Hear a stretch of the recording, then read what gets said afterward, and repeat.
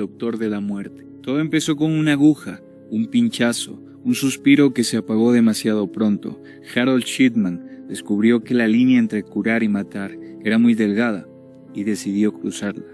No una vez, sino más de 250 veces. Durante años fue considerado un médico ejemplar, atento, dedicado, siempre disponible para sus pacientes, el tipo de doctor que los ancianos llamaban un ángel.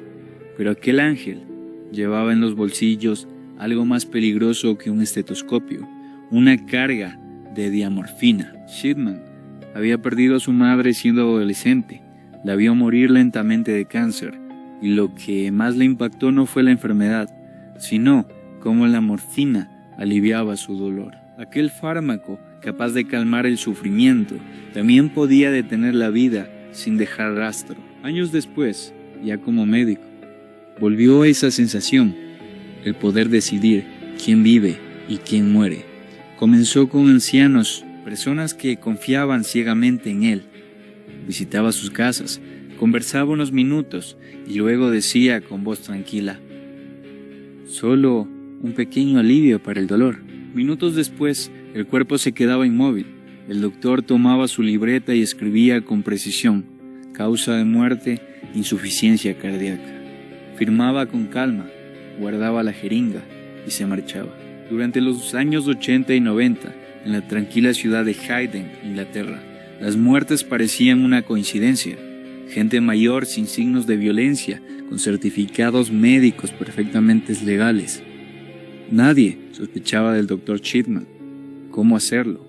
Era educado, de buenos modales, con una reputación intachable. Incluso las familias de las víctimas lo abrazaban, agradecidas porque su doctor había estado allí hasta el final. Pero detrás de esa calma se escondía una obsesión. Shipman empezó a disfrutar del ritual. Tomaba nota de los nombres, las edades, los síntomas y seleccionaba cuidadosamente a su próxima víctima. Cada inyección era una afirmación de poder, cada muerte una prueba de que podía burlar a todos. Lo más perturbador era su método. Después de matar, visitaba a los familiares, les ofrecía condolencias y a veces incluso les recomendaba su propia funeraria de confianza. Con el tiempo, las muertes aumentaron, docenas, luego cientos, y aún así nadie sospechaba del médico de mirada amable. Harold Shipman se había convertido en juez, verdugo y testigo. Un asesino que no necesitaba armas ni gritos, solo una aguja y una sonrisa. Mientras la ciudad dormía, el doctor seguía haciendo visitas domiciliarias, una tras otra, una firma más, un cuerpo más. Sin sangre, sin huellas, sin dudas, solo un hombre y su adicción al poder. Durante más de 20 años, el Dr. Harold Shipman había perfeccionado su ritual. Entraba en los hogares con su maletín negro, salía con la muerte en el bolsillo y dejaba atrás una escena de aparente paz. Nadie cuestionaba nada, las muertes parecían naturales, las firmas del médico estaban en orden y los certificados impecables. Pero el destino decidió cambiarlo todo con un simple documento mal hecho. Era 1998. Su última víctima fue Caitlin Gurundi, una mujer de 85 años, saludable, alegre, una figura conocida por la comunidad. Murió repentinamente después de una visita de rutina del Dr. Shipman. El médico dictaminó, como siempre, que la causa había sido vejez natural.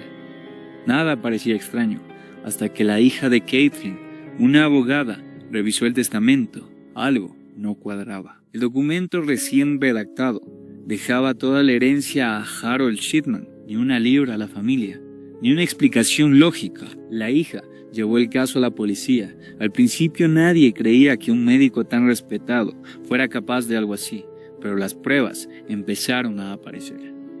Cuando exhumaron el cuerpo de Caitlin, encontraron rastros claros de morfina en su organismo, la misma sustancia que Shipman usaba para sus tratamientos. La policía comenzó a revisar los registros y lo que descubrieron fue escalofriante. Cientos de pacientes habían muerto bajo su cuidado, todos con diagnósticos similares, todos con certificado firmado por él. Revisaron las estadísticas y notaron un patrón.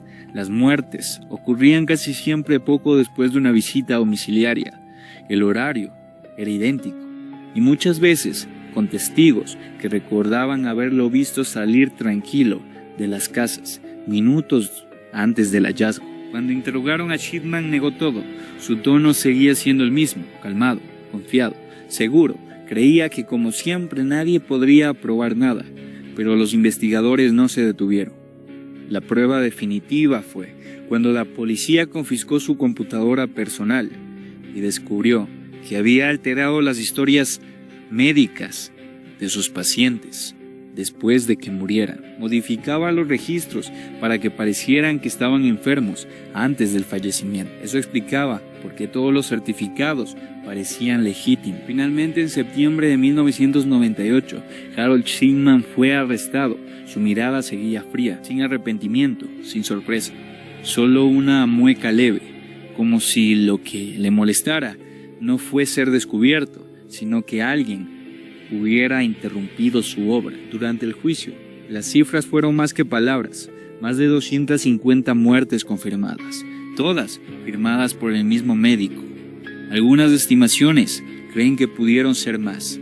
El jurado no dudó. Shipman fue condenado a cadena perpetua sin posibilidad de libertad, y aún así, jamás confesó. Jamás pidió perdón, ni una palabra de remordimiento. En su celda, permaneció callado, escribiendo notas que nadie entendía, mirando al vacío como si estuviera evaluando a un nuevo paciente invisible, hasta que un día el doctor de la muerte decidió terminar su historia. El 13 de enero de 2004, Harold Shipman fue hallado ahorcado en su celda, sin cartas, sin explicación, solo el eco de un hombre que quiso ser Dios y terminó siendo su propia víctima. Harold Shipman no mataba por placer ni por dinero, mataba porque podía, porque en su mente la muerte era solo otro tratamiento.